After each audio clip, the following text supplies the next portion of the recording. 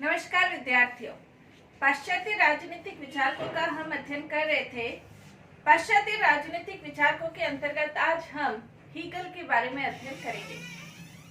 Hegel द्वंद्वात्मक पद्धति का प्रमुख विचारक माना जा सकता है और उन्होंने अपनी द्वंद्वात्मक पद्धति को सभी क्षेत्रों में लागू करने की कोशिश की।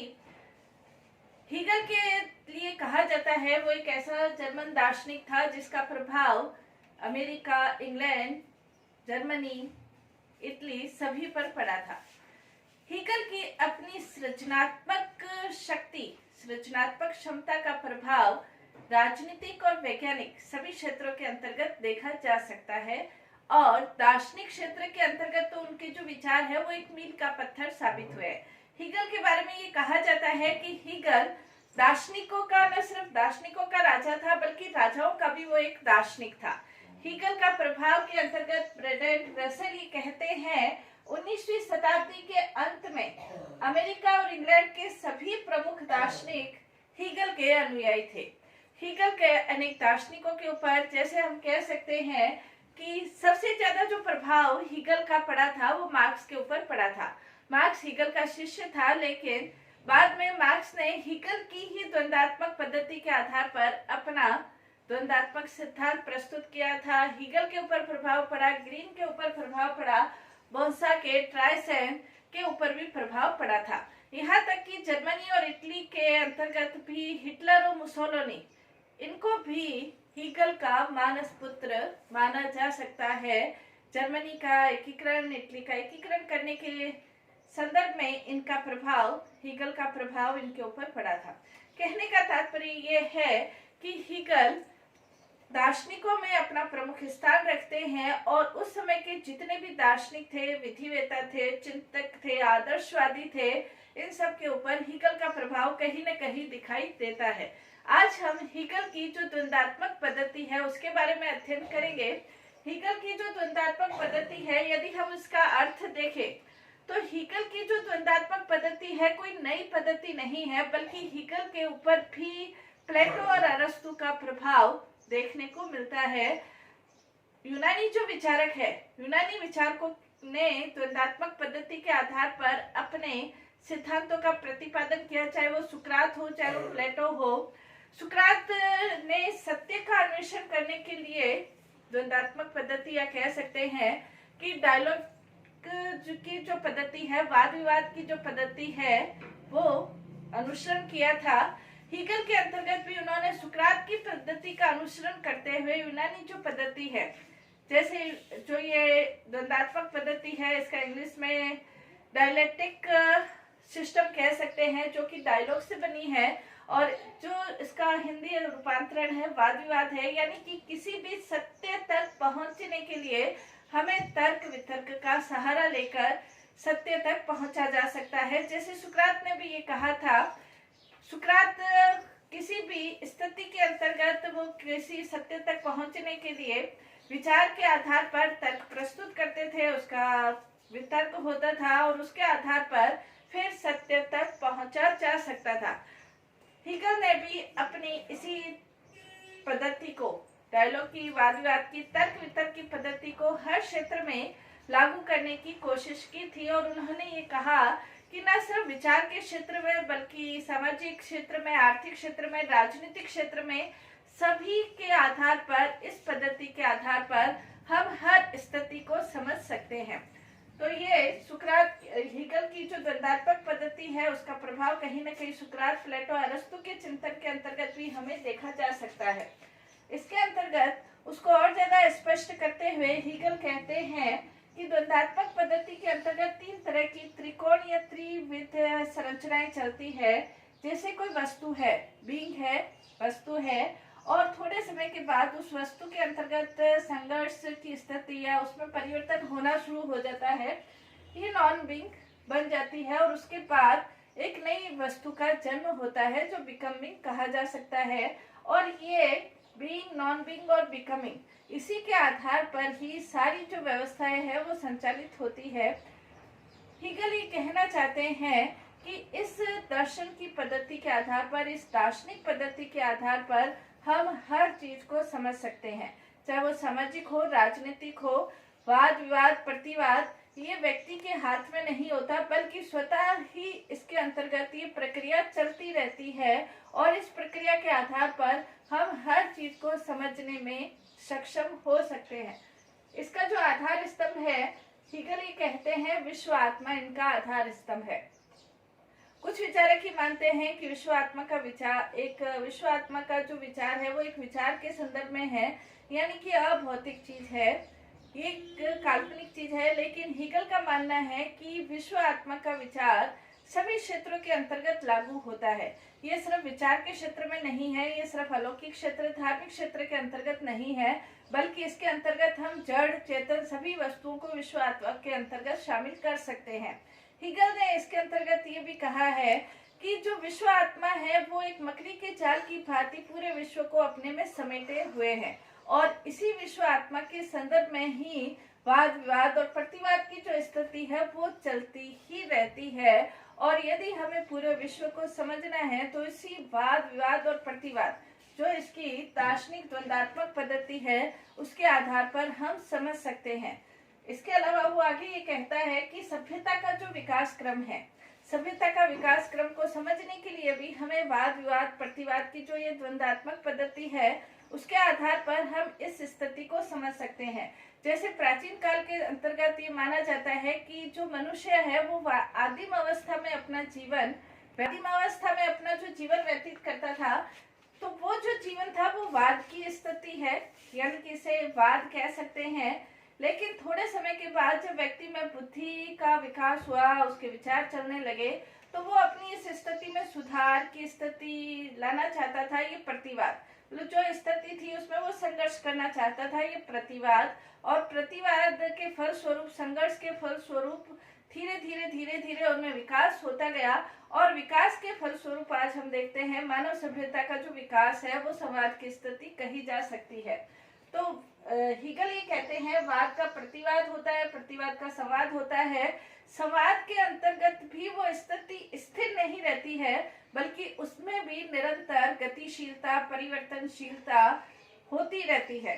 जैसे आज हम देखते हैं कि मानव सभ्यता के विकास के साथ ही साथ निरंतर विकास की जो स्थिति है वो भी निरंतर गतिशील है और वो निरंतर चलती रहती है। हीगल यही कहना चाहते हैं कि वाद प्रतिवाद और संवाद के बाद भी संवाद के अंतर्गत भी विवाद की स्थिति, संघर्ष की स्थिति होती है, उसका बाद में फिर वाद होता है, फिर प्रतिवाद होता है। ऐसे ये रेखा की भांति, टेढ़ी मेढ़ी रेखा की भांति ये निरंतर चलती रहती है और अपने विकास की ओर अग्रसर रहती है। नेक्स्ट, इसके अंतर्गत हीगल ये मानता है कि जीवन एक संघर्ष की स्थिति है। वाद विवाद और प्रतिवाद की जो स्थिति है, ये संघर्ष की स्थिति मानव जीवन के सभी क्षेत्रों के अंतर्गत देखी जाती है, चाहे मनुष्य के रूप में ले, चाहे पशु के रूप में ले, चाहे वनस्पति के रूप में ले, चाहे विचार के क्षेत्र में ले, राजनीतिक क्षेत्र में ले, धार्मिक क्षेत्र में ले। हर स्थिति के अंतर्गत वाद विवाद और प्रतिवाद की जो स्थिति है वो निरंतर चलती रहती है। मानव जीवन का जो विकास होता है, जो शरीर का निर्माण होता है, उसके अंतर्गत भी वाद, प्रतिवाद और संवाद के अनुरूप मानव शरीर है वो निर्मित होता है। इसको जैसे पशु जगत में अगर हम देखें तो इसके अंतर्गत हीगल कहता है कि जैसे मुर्गी है, मुर्गी का चूजा और मुर्गी बनने तक की जो प्रक्रिया है उसके अंतर्गत हम वाद प्रतिवाद और संवाद की स्थिति को देख सकते हैं। हीगल ने इसको वनस्पति क्षेत्र के अंतर्गत और ज्यादा स्पष्ट करते हुए ये कहा है कि जैसे गेहूं का दाना है, तो गेहूं का दाना जब भूमि में बोया जाता है तो वो वाद है। जब अंकुरित होता है, यानी कि अपनी स्थिति के अंतर्गत वो संघर्ष करके हुए अंकुरित होता है तो वो प्रतिवाद है। और जब वो फसल के रूप में लहलहाने लगता है तो वो संवाद की स्थिति है। यानी कि गेहूं के दाने से जो गेहूं की फसल बनी वो वापस से स्थिति उसी स्थिति के ऊपर आई है, लेकिन वो उच्चतर विकास की स्थिति है। एक दाने से हजारों दाने इसके अंतर्गत बने हैं। तो ये संवाद की स्थिति है। संवाद के बाद वो गेहूं की जो फसल है वो वही नहीं रहती है, बल्कि वापस से वही प्रक्रिया, वाद की प्रक्रिया शुरू होती है और ज्यादा वो अंकुरित होती है और ज्यादा फसलों का निर्माण होता है। कहने का तात्पर्य ये जो वाद विवाद प्रतिवाद और संवाद की स्थिति है, ये हर क्षेत्र के अंतर्गत, विचार के क्षेत्र के अंतर्गत भी यदि देखा जाए तो विचारों के क्षेत्र के अंतर्गत भी एक विचार आता है और उस विचार के अंतर्गत फिर उसका प्रति विचार आता है, फिर उसका एक स्पष्ट स्वरूप या कह सकते हैं एक विकसित स्वरूप निखर कर सामने आता है, तो वो संवाद की स्थिति बनती है। इसके अंतर्गत ये कहता है कि कानून और नैतिकता के क्षेत्र में भी वाद विवाद और प्रतिवाद देखा जा सकता है, वाद प्रतिवाद और संवाद की स्थिति देखी जा सकती है। जैसे मानव सभ्यता के लिए, मानव सभ्यता को सुचारू रूप से संचालित करने के लिए कानूनों की स्थापना की जाती है, और जब कानूनों की स्थापना की जाती है तो उस कानूनों की स्थापना के अंतर्गत कुछ लोग उन कानूनों के अनुसार अपना जीवन व्यतीत करते हैं, लेकिन थोड़े ही समय के बाद कानूनों के अंतर्गत जो स्थिति है वो स्थिति ऐसी हो जाती है कि व्यक्ति उन कानूनों का और नैतिकता इन दोनों के आधार पर संघर्ष की स्थिति उत्पन्न हो जाती है। व्यक्ति ये सोचता है कि कानून एक बंधन के रूप में है और उनके अपने व्यक्तित्व का स्वतंत्र विकास करने के लिए हमें स्वतंत्र परिस्थितियों की आवश्यकता है। तो ऐसी कानून और नैतिकता इन दोनों के बीच जो संघर्ष की स्थिति उत्पन्न होती है तो वो प्रतिवाद बनता है, और उसके बाद जो सामाजिक नैतिकता उसका प्रादुर्भाव होता है। जब कानून तोड़ने की स्थिति उत्पन्न होती है तो उसके अंतर्गत अव्यवस्था अनैतिकता समाज के अंतर्गत स्थापित होती है, और सामाजिक नैतिकता की आड़ में अव्यवस्था को दूर करने के लिए वापस से कानूनों का निर्माण शुरू होता है, यानी कि वापस वो प्रक्रिया चलती रहती है। हीगल का कहने का तात्पर्य ये है कि राजनीतिक क्षेत्र में, जैसे अरस्तु ने भी ये कहा था कि राजतंत्रवाद है, राजतंत्र का प्रतिवाद कुलीन तंत्र का प्रतिवाद समाज के रूप में लोकतंत्र, लेकिन लोकतंत्र के अंतर्गत भी वापस से अव्यवस्था शुरू होती है और उसका वापस से प्रतिवाद की स्थिति उत्पन्न होती है, समाज की स्थिति उत्पन्न होती है और राजतंत्र की स्थापना होती है। तो इस आधार से ये चक्र चलता रहता है। तो हम इसके आधार पर, यानी कि द्वंद्वात्मक पद्धति के आधार पर, चाहे वो इतिहास हो, चाहे वो राजनीतिक क्षेत्र हो, चाहे वो कानूनी क्षेत्र हो, इसके आधार पर हम हर चीज को दार्शनिक रूप से समझने की कोशिश करते हैं। हीगल ये कहता है कि इस पद्धति के द्वारा हम वास्तविक रूप से किसी भी स्थिति को समझने में सक्षम हो सकते हैं। इसके अलावा सामाजिक विकास के अंतर्गत भी वो ये कहता है कि परिवार बनता है, परिवार के अंतर्गत एकता की भावना है, भाईचारा है, सहयोग है, सामंजस्य है। तो ये जो परिवार है ये वाद की स्थिति है। परिवार के अंतर्गत लोग रहते हुए ये सोचते हैं कि अब हमें अपना और ज्यादा विकास करना है, तो वो सामाजिकता की ओर उन्मुख होते हैं। सामाजिकता की ओर उन्मुख होते हैं तो परिवार से आगे जाकर, परिवार से और ज्यादा विकसित होकर अपने और ज्यादा विकास करने के लिए कला, संस्कृति, साहित्य, इन क्षेत्रों में विकास करने के लिए सामाजिक क्षेत्र की ओर उन्मुख होते हैं। सामाजिक क्षेत्र की ओर उन्मुख होते हुए जब एक व्यक्ति का दूसरे व्यक्ति के साथ संघर्ष की स्थिति उत्पन्न होती है तो समाज में अव्यवस्था की स्थिति उत्पन्न होती है। उन अव्यवस्था की स्थितियों का सामना करने के लिए हीगल ये कहता है कि फिर राज्य का प्रादुर्भाव होता है।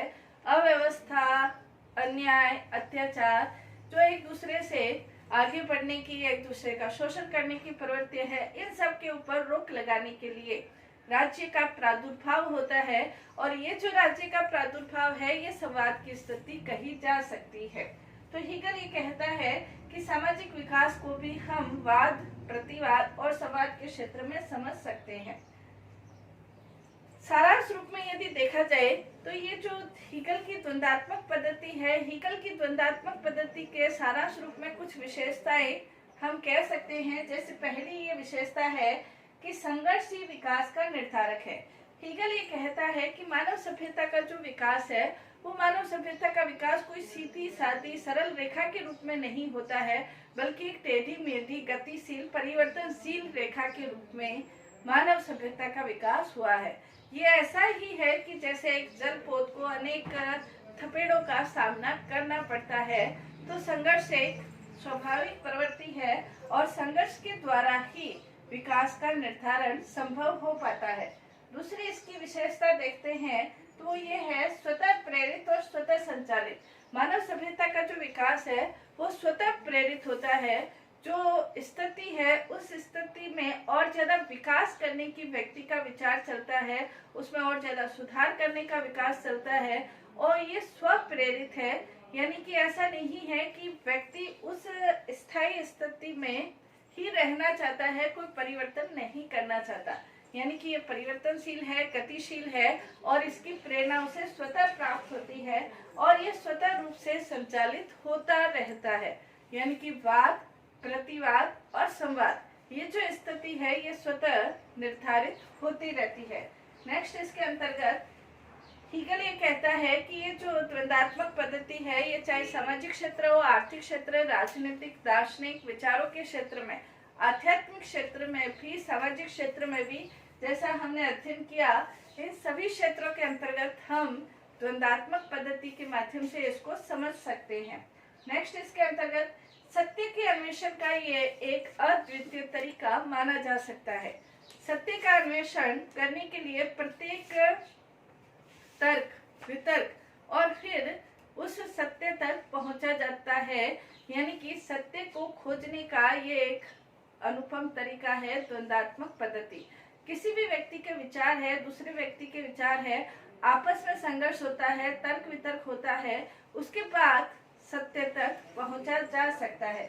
नेक्स्ट इसकी विशेषता कहा जा सकता है कि मानव इतिहास है वो प्रगति का इतिहास है। मानव इतिहास कोई गतिशील स्थायी इतिहास नहीं है, बल्कि मानव ने हमेशा प्रगति की ओर ही रुख किया है। तो प्रगति कैसे होती है, क्या होती है, इसको हम वाद, प्रतिवाद और संवाद के माध्यम से स्पष्ट रूप से समझ सकते हैं। द्वंद्वात्मक पद्धति के बारे में डायल ये कहते हैं, द्वंद्वात्मक प्रणाली द्वारा हीगल ने ऐसी व्यवस्था को लागू किया है जिसके द्वारा मस्तिष्क की विकास प्रक्रिया का अध्ययन किया जा सकता है। सारांश रूप में हम कह सकते हैं कि हीगल एक ऐसा दार्शनिक था जिसका प्रभाव तत्कालीन दार्शनिकों के ऊपर पड़ा, और उसकी जो द्वंद्वात्मक पद्धति है वो उस समय के लगभग सभी दार्शनिकों के ऊपर उसका प्रभाव पड़ा था। और हीगल की इस दार्शनिक पद्धति, द्वंद्वात्मक पद्धति के माध्यम से उसने सभी प्रकार की समस्याओं को जहां समझने का प्रयास किया वहां उसके समाधान के प्रयास भी किए, और अनेक प्रकार की क्रांतियों के ऊपर भी, और राज्य के ऊपर भी, दार्शनिकों के ऊपर भी, इतिहासकारों के ऊपर भी इसका प्रभाव पड़ा था। धन्यवाद।